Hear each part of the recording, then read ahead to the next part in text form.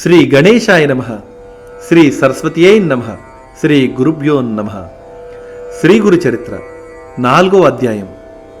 దుర్వాస శాపం వలన భగవంతుడు ధరించిన అవతారాలలో ఉత్తమ సాధకులకు మాత్రమే తెలియబడే శ్రీ దత్తాత్రేయ అవతారం గురించి చెప్పమని నామధారకుడు కోరగా సిద్ధయోగి ఇలా చెప్పసాగారు.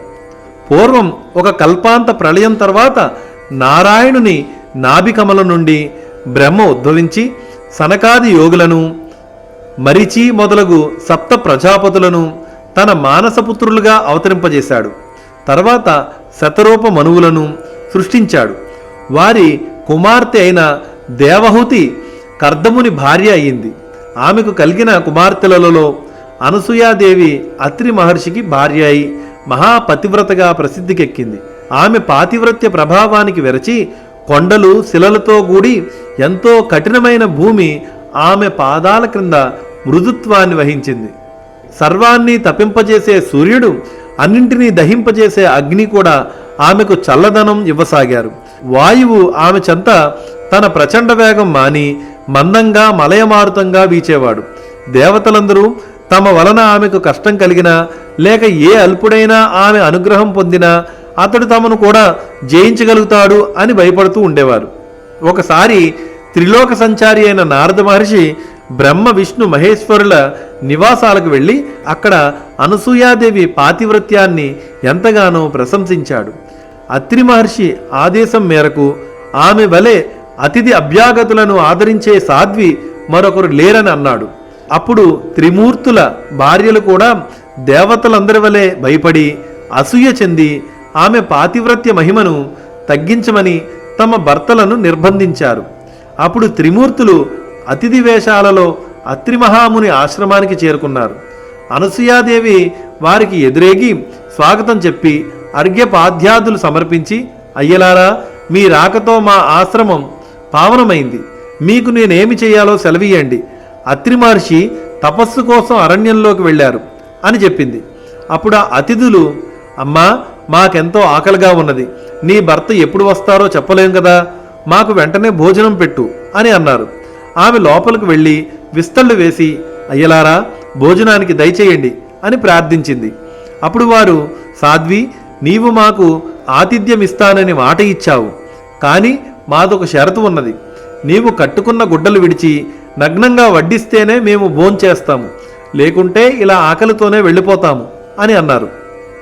వారు ఆకలితో వెళ్ళిపోతే ఆమె అత్రి మహర్షి ఆదేశాన్ని మీరినట్లవుతుందని, అంతేకాక ఆకలితో తిరిగిపోయిన అతిథి గృహస్థుల పుణ్యాన్ని తపస్సును తీసుకుపోతాడని శాస్త్రం. కానీ పరపురుషుల ఎదుట నగ్నంగా వస్తే పాతివ్రత్యం భంగమవుతుంది. పరస్పర విరుద్ధమైన ధర్మాల మధ్య తనను చేజిక్కించుకోజూచిన అతిథులు సామాన్యులు కారని ఆమె వెంటనే గ్రహించింది. వారి విచిత్రమైన షరతుకు ఆమె తనలో తానే నవ్వుకున్నది. తపోమూర్తి అయిన అత్రి మహర్షి సంసర్గం వలన పవిత్రురాలైన నాకు కామభయం లేదు. ఆకలిగొని అన్నమడిగిన వీరు ధర్మం ప్రకారం నా బిడ్డలే కాని పరపురుషులు కారు అనుకుని ఆ సాధ్వి, అయ్యలారా, అలానే చేస్తాను, భోజనానికి లేవండి అని చెప్పి ఆశ్రమం లోపలికి వెళ్ళి అత్రి మహర్షి పాదాలతో, స్వామి, నేను మీ ఆజ్ఞ మేరకు వారు నా బిడ్డలన్న భావంతో భోజనం వడ్డిస్తాను అని చెప్పుకున్నది. ఆమె యొక్క పాతివ్రత్య మహిమాన్వితమైన సంకల్పం వలన ఆమె భోజనం వడ్డించడానికి నగ్నంగా వెళ్ళేసరికి ఆ ముగ్గురు పసిపిల్లలుగా మారారు. ఆమె భావాన్ని అనుసరించి ఆమెకు బాలింతరాల వలె స్తన్యం వచ్చింది. ఆమె వెంటనే మరలా వస్త్రాలు ధరించి ఆ ముగ్గురు బిడ్డలకు తృప్తిగా పాలిచ్చింది. నిరంతరము సృష్టి చేసి అలసిన వాడిలాగా బ్రహ్మ, ప్రపంచాన్ని పాలించి అలసిపోయిన వాడిలాగా మహావిష్ణువు, జగత్ సంహార కార్యం వలన అలిసిన వాడిలాగా శంకరుడు అనసూయాదేవి యొక్క పాతివ్రత్య మహిమను గ్రోలి విశ్రాంతి చెందారు. ఆ మహాపతివ్రత తన దివ్య దృష్టి వలన ఆ ముగ్గురు త్రిమూర్తులను తెలుసుకుని ఊయాలలో వేసి ఆ జరిగిన కథనే జోలగా పాడుచూ ఉన్నది. ఇంతలో అత్రి మహర్షి వచ్చి ఆమె నుండి సర్వమూ తెలుసుకుని ఊయాలలోని త్రిమూర్తులను దర్శించి ఆ రూపాలలో ప్రకటమైన పరమాత్మను ఇలా స్తుతించాడు. ఓ మహావిష్ణు, నీవు సృష్టి స్థితి లయకారకుడవు, జగత్సాక్షివి, విశ్వమయుడవు, విశ్వాధారుడవు. ఓ పరమేశ్వర, నీవు సహజంగా ఒక్కడవే అయినా నీ లీలల చేత త్రిమూర్తులుగా మారి క్రీడిస్తూ ఉన్నావు. వాస్తవానికి ఈ జగత్తు నీకంటే వేరుగా కాకపోయినా మసక చీకటిలో త్రాడు దానికి భిన్నమైన పాముగా గోచరించినట్లు నేను నాది అనే మాయతో కూడిన భావన వలన నీకంటే వేరైనట్లు జీవులకు గోచరిస్తూ ఉన్నది. ఉయ్యాలలోని పిల్లలు హాయిగా నిద్రపోతూ ఉన్నారు. త్రిమూర్తులు ఆ స్తోత్రానికి తృప్తి చెంది తమ నిజరూపాలతో కూడా ప్రత్యక్షమై వరం కోరుకోమన్నారు. అప్పుడు ఆయన సాభిప్రాయంగా భార్య వైపు చూస్తూ, సాధ్వి, వీరు మనస్సు చేత కూడా పొందడానికి వీలుగాని వారు, అయినా నీ భక్తి వలన ఇలా వచ్చారు. నీ అభీష్టమేమిటో నివేదించుకో అన్నాడు. అనసూయాదేవి, స్వామి, ఈ సృష్టి యొక్క వికాసం కోసమే మీరు భగవంతుని చేత సృష్టించబడ్డారు కదా, కనుక ఈ మూడు మూర్తులుగా ప్రత్యక్షమైన వీరిని పుత్రులుగా పొంది మీ అవతార కార్యం నెరవేర్చుకోవడమే నా అభీష్టం అని అన్నది.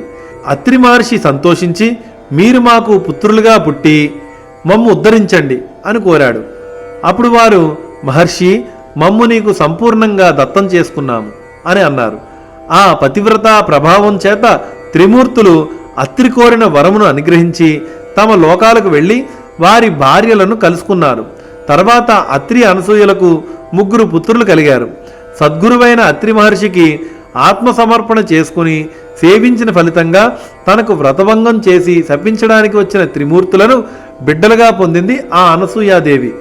తర్వాత అత్రి మహర్షి బాల విష్ణుమూర్తికి దత్తుడని, దర్శనమాత్రం చేత అందరి హృదయాలకు ఆహ్లాదాన్నిచ్చే బ్రహ్మదేవుడికి చంద్రుడని, ప్రళయకర్త అయిన రుద్రుడికి దుర్వాసుడని నామకరణం చేశారు. ఈ 3 అత్రి యొక్క సంతానం గనుక వీరిని ఆత్రేయులని, దత్తుణ్ణి దత్తాత్రేయుడని వ్యవహరిస్తారు. ఈయనే సాక్షాత్తు పరమేశ్వరుడు, శృతులకు కూడా అందని సచ్చిదానంద స్వరూపుడు, మానవులకు అభీష్టాలు నెరవేర్చి యోగము జ్ఞానము ప్రసాదించేవాడు. స్మరించిన తక్షణంలోనే అనుగ్రహిస్తూ సర్వత్రా సంచరిస్తూ ఉంటాడు. దుర్వాసుడు మిక్కిలి కోపస్వభావం కలవాడైనా ఆయన కోపం కూడా లోకానికి కళ్యాణమే చేకూరుస్తుంది. చంద్రుడు సర్వజీవులను పోషిస్తూ ఉంటాడు. తర్వాత బ్రహ్మ అంటే చంద్రుడు, శివుడు అంటే దుర్వాసుడు తమ దివ్యాంశలను దత్తాత్రేయునియందుంచి తల్లి అనుమతితో తపస్సు చేసుకోవడానికి వెళ్ళిపోయారు. నామధారక, అలనాటి దూర్వాస శాపం వల్లనే పరమాత్మ అయిన శ్రీదత్తుడు శాశ్వతంగా భూమి మీద సంచరిస్తూ భక్తులను అనుగ్రహిస్తూ ఉంటాడు. అసలు ఆయన అవతరించినదే అందుకు. స్థూల దృష్టికి అలా కనిపించినా నిజానికి ఇతర అవతారాలు తమ కార్యం తీరగానే శరీరాలు త్యాగం చేసి వైకుంఠానికి వెళ్ళిపోయినట్లు భగవంతుడు ఈ దత్తావతారంలో చెయ్యడు. శ్రీరాముడు రావణాది రాక్షస సంహారం కోసము, శ్రీకృష్ణుడు దుర్యోధనాది దుష్టులను సంహరించి భూభారం తగ్గించడానికి అవతరించారు. ఆ కార్యాలు తీరగానే ఆ ఇద్దరూ తమ శరీరాలు వదిలివేశారు.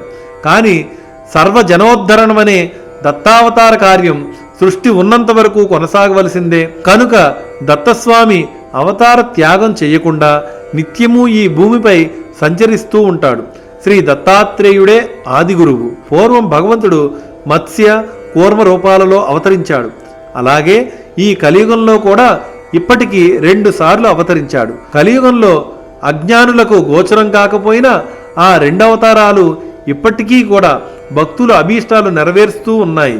ఇతర యుగాలలో కర్మచేత తప్ప సిద్ధించని పుణ్యం ఈ కలియుగంలో పరిమిత కాలంలో సత్సంకల్పం చేతనే సిద్ధిస్తుంది. కనుక ఇట్టి కలియుగంలో జన్మించి బుద్ధిపూర్వకంగా శ్రీగురుణ్ణి ఆరాధించి తరించడం ఎంతో సులభం. అట్టి అవకాశం పూర్వ పుణ్యం చేత నీకు లభించింది. కనుక నేను చెప్పే గురుకథలను శ్రద్ధతో విను అని అన్నారు సిద్ధయోగి.